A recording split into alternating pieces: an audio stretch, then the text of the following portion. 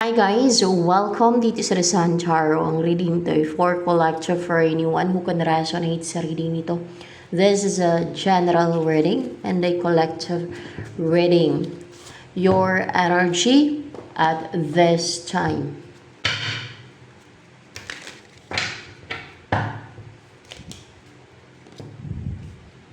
Five of Wands. What's with the Five of Wands energy mo?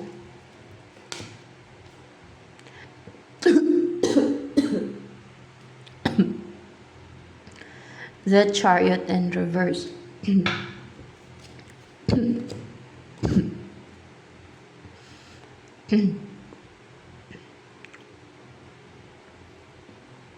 Merong mga nang-challenge sa'yo.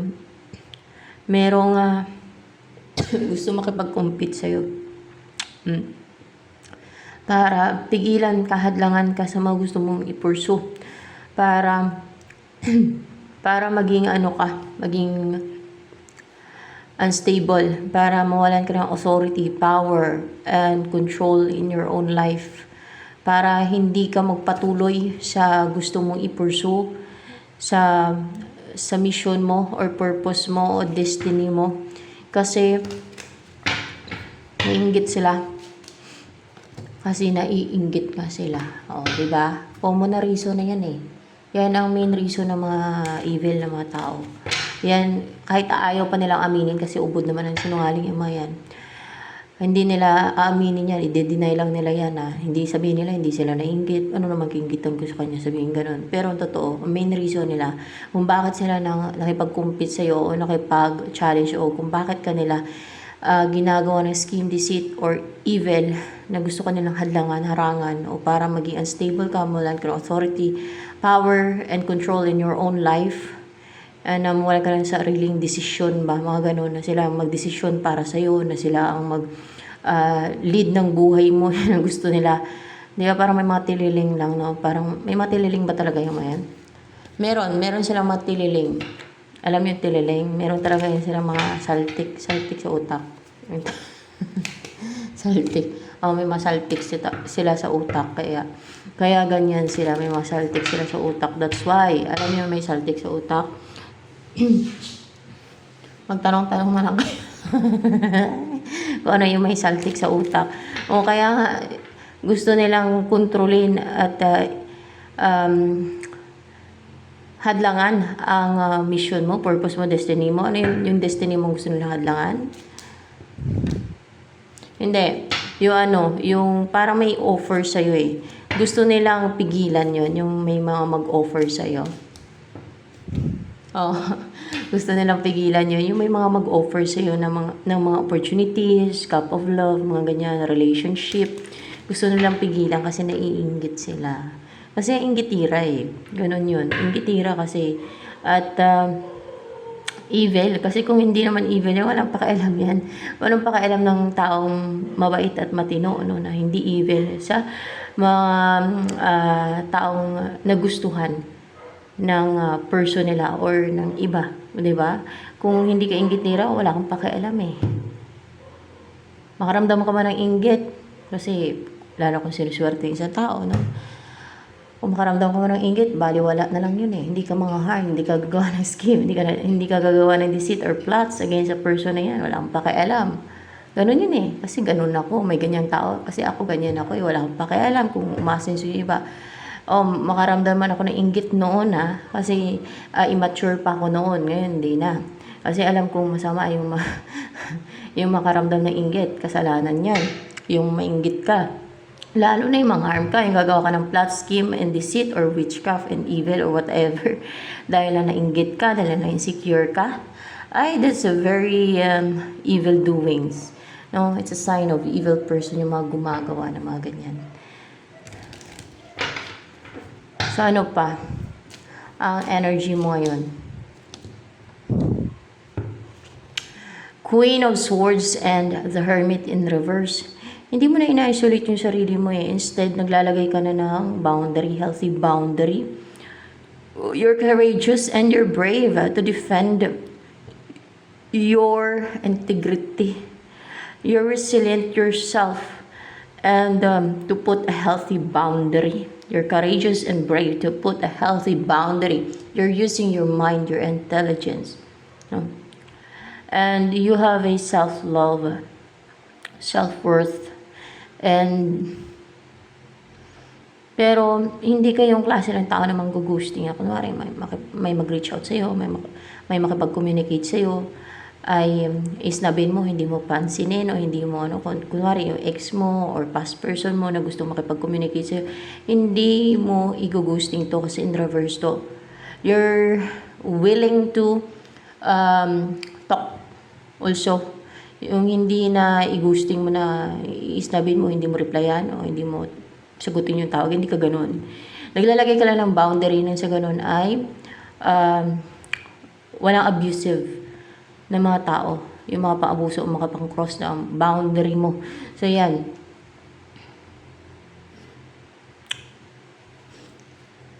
So, ano pa?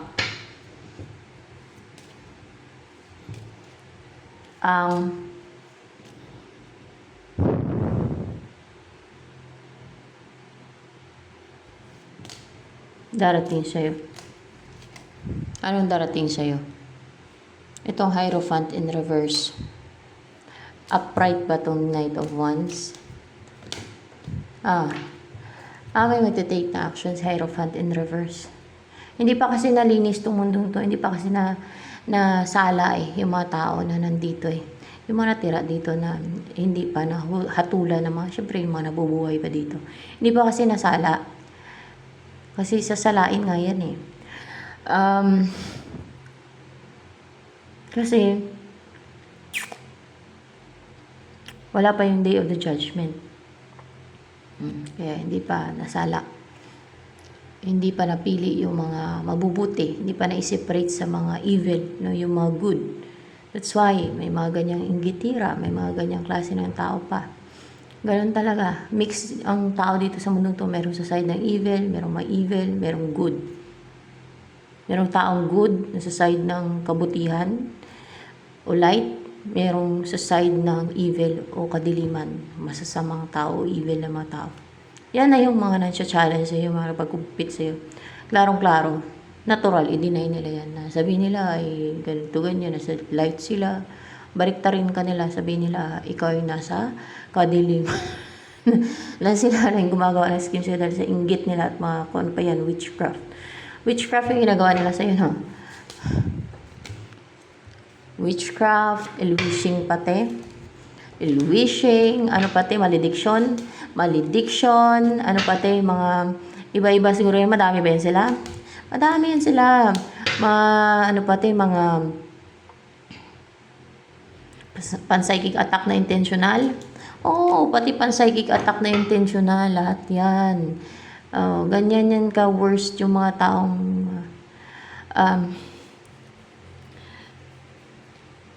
driven ng kanilang inggit. Yung harm na o nang di-destroy dahil sa kanilang inggit. Dahil evil nga yan Kasi kung hindi evil nga isang tao, hindi gagawa ng pang-harm distractions ka po dahil lang sa inggit o ano. Hindi ganun yun. Hindi ganyan yung mga taong mabubuti o good people. Hindi ganyan ang ugali nila. Kung tunay na mabuting tao, walang pakialam, hindi mga harm, hindi mang di-destroy, hindi gagawa ng plots or scheme or witchcraft or kung ano mang deceit and evil. Sa taong kinanggita na nainggit sila, na nakaramdam sila na inggit. Tuturuan ba nila yung sarili nila na huwag mainggit kasi masama yan. Yan yung mga taong righteous na mabubuting tao.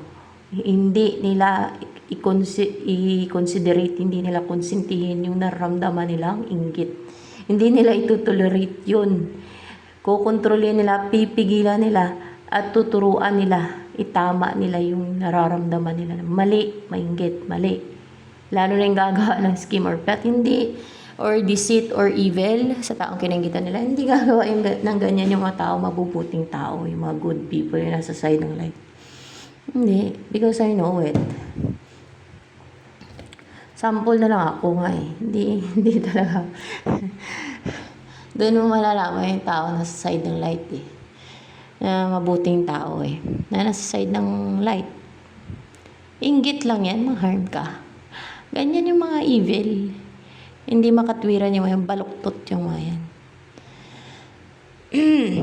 Tapos pag kunwari, puksain sila, hatulan sila yung mga evil na yan dahil sa kanilang evil doings, na gustong mahatula na sila ng taong sinasalbahe nila dahil sa inggit na naramdaman nila. Sabi nila, salbahe pa yung gustong mahatulan sila. Yung sinasalbahe nila. Baliktarahin nila yan. Sabi nila, yun ang masama, yun ang evil. Kasi tao din daw sila. Tao nga sila pero nasa side sila ng kadiliman. Evil sila. Harmful. Destructive. Dahil lang sa pagiging greedy sa kim nila. Dahil lang sa pagiging selfish nila. Dahil sa pagiging gahama nila. Dahil gustong kunin ng mga yan kung anong meron ka na kinainggitan nila.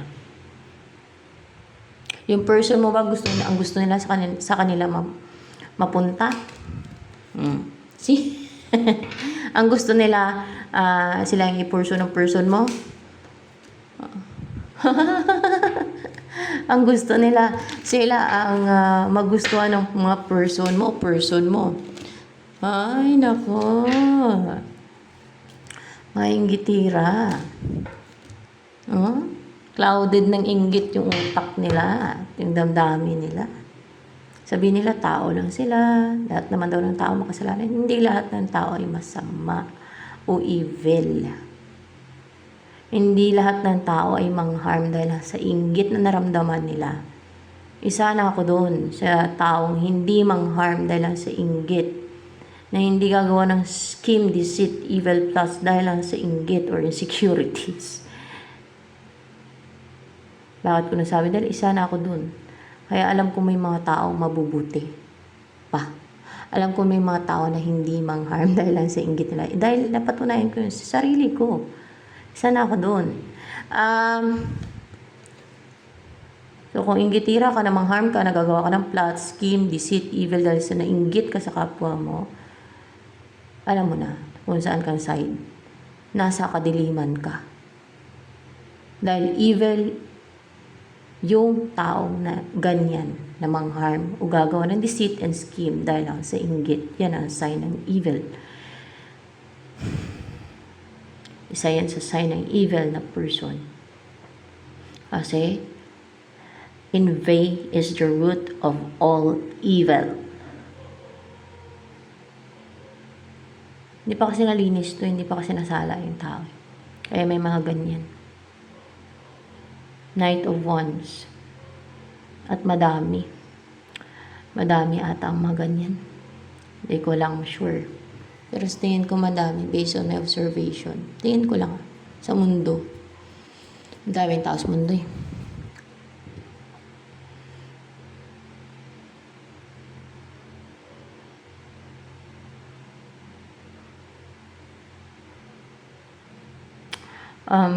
Brave and passionate tong person na to na puntahan ka.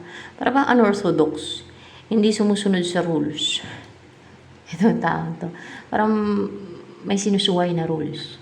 Patakaran. O sumusuway siya sa rules. Patakaran. Bakit darating tong Knight of Wands niya na person sa'yo?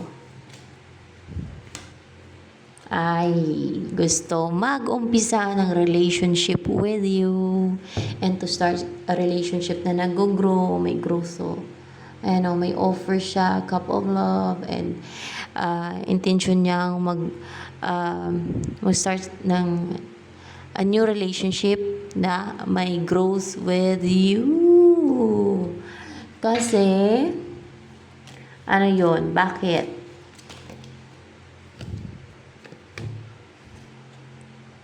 The Tower and 8 of Wands.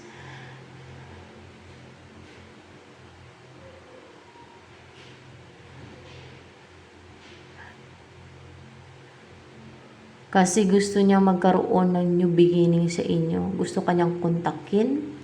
Passionate siyang kontakin ka. What's with the Tower here? For more clarification, nagkaroon ng ending sa inyo nitong taong to. O may na-destroy. Nagkaroon ng ending sa inyo. Oo, may nag-end sa inyo nito and gusto ko niyang kontakin na after na nagkaroon ng ending sa inyo ng tao na to eh. So, ibig sabihin na napiktuhan talaga siya nung nagkaroon ng ending sa inyo. That's why, oo. Oh,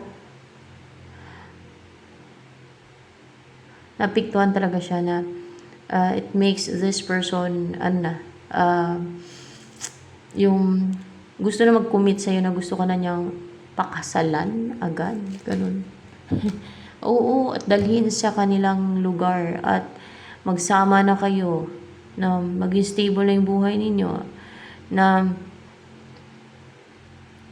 hindi ka na mawala sa kanya. Para hindi ka na mawala sa kanya, hindi ka na maagaw ng ibang, kaya pakasalan ka niya. Ayan.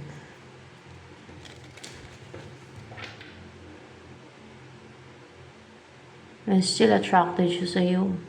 Ikaw yung gusto niyang makasama. Gusto ka niyang protektahan. Kunwari siya tong dragon. Ikaw tong babae. Kunwari, ganyan. Seryoso siya. Ang offer niya sa'yo ay pang long-term na relationship at may commitment. Upright ba tong 8 of Swords? In reverse. Palang kasi yan eh.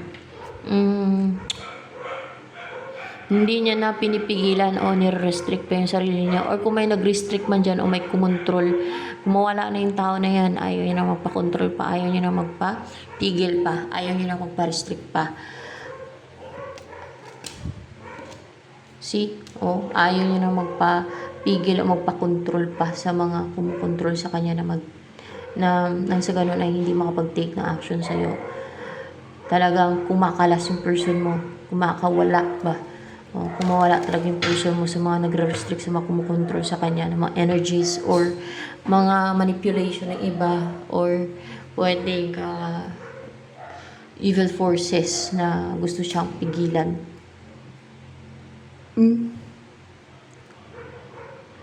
Dahil ano yung nangingibabaw sa person mo na yan?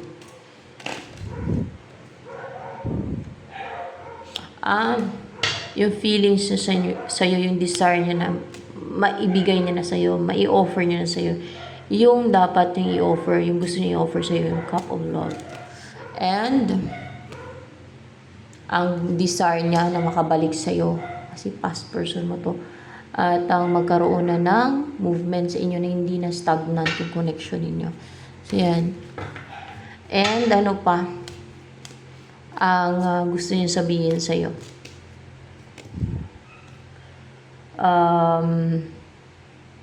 Upright ba to? In reverse.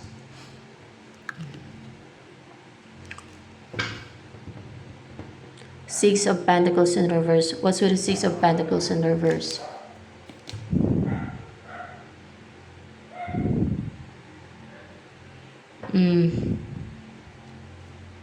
Upright ba to?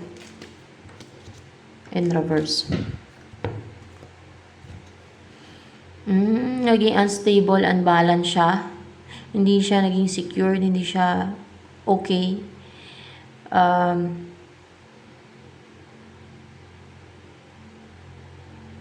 Nung hindi na siya nag-invest sa'yo. Or, kung meron tong kinip sa buhay niya, kunwari ay other person, ibang tao, na ayaw niya i-let go, na kinip niya nga sa buhay niya, hindi na siya nag-invest doon ngayon. At nilet go niya na yun. Pwede din ganon. More clarification with this Four of Pentacles in reverse. Ace of Pentacles.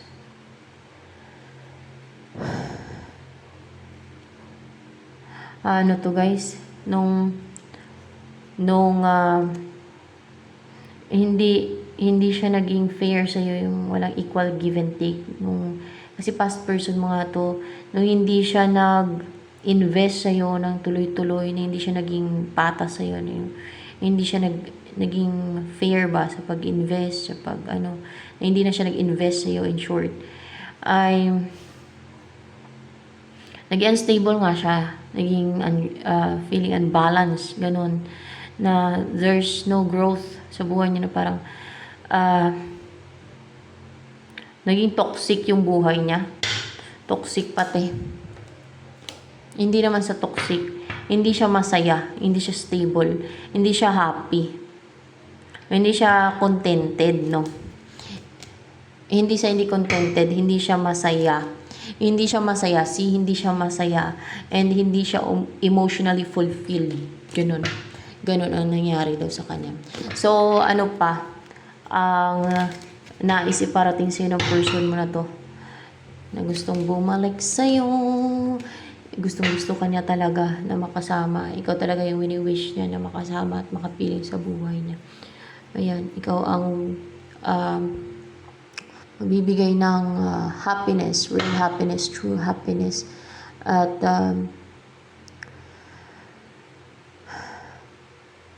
pinapangarap niya, o yung basta gustong-gusto niya talaga, no, na makapiling, na gustong-gusto niyang maging partner at makasama sa buhay. Yan ang inaantay niya, yung mapangasawa ka niya, yung magkasama na kayong dalawa, na you will be together. Kaya gusto ko niyang pakasalan, yung magkabalikan kayong dalawa, kasi ex mo nga siya.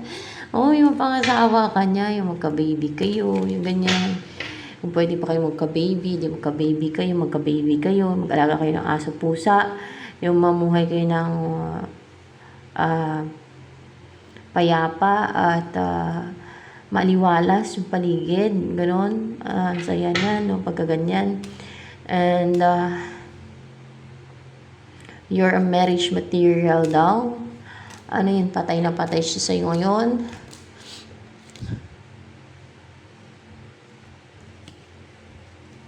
Patay na patay siya sa'yo ngayon, na matindi obsession niya. And with the devil, or extreme yung love niya sa'yo, extreme, no? Kasi devil minsan is a symbol of extreme pagdating sa readings ko. Extreme, kasi parang raho din yan when it comes sa astrology, mga ganyan. Extreme yung desire niya na ma-unite kayong dalawa, na maging partner ka na magkaroon na ng union sa inyong dalawa, na ma-unify na yung love nyo, na makasama nyo na yung isa't isa. Ayan. And ano pa? Ang gustong sabihin sa'yo ng person mo na yan, na gustong bumalik sa'yo. Nga dyan magtagumpay talaga, guys. Brave siya, and confident na magtatagumpay siya. At hindi na siya nagja-juggling pa. Alam niya na kasi kung ano yung gusto niya. Alam niya na kung ano yung magbibigay ng peace of mind sa kanya. And real happiness, true happiness. And yung komportable siya na kasama. Of course, ikaw yon. Alam niya kasi na parang wala siyang problema sa buhay. Parang wala lang siyang isipin. Parang ganun. Pagkakasama ka na niya. Pagkapiling ka na niya. So, yan. Bahala ka niyan puntahan, no? Hindi na din siya defensive. Gusto ka niya mapangasawa, and strong na din siya. Strong. Hindi na siya mapipigilan kung may mga gustong mangmanipula sa kanya o gustong pumigil. Hindi na siya mapipigilan, guys, kasi emperor to. Very strong yung personality niya, magsasucceed yan. Magsasucceed, magtatagumpay yan. Kung mayroong mga humaharang sa kanya, kunwari ay umakyat sa bundok, no? At nandun ka sa tuktok ng bundok. Kunwari may mga harang sa kanya, may mga block sa kanya, may mga magdidistract sa kanya, hindi siya magpapapigil, hindi siya magpapadistract. Tuloy-tuloy lang siya. Very strong na siya. And, it's a sign of success. Maging happy kayo together. Maging masayahin kayo. Ma-enjoy yung buhay niyo magkasama kayo. So, ganun lang yun. Dapat huwag magpapigil, huwag magpa-distract sa mga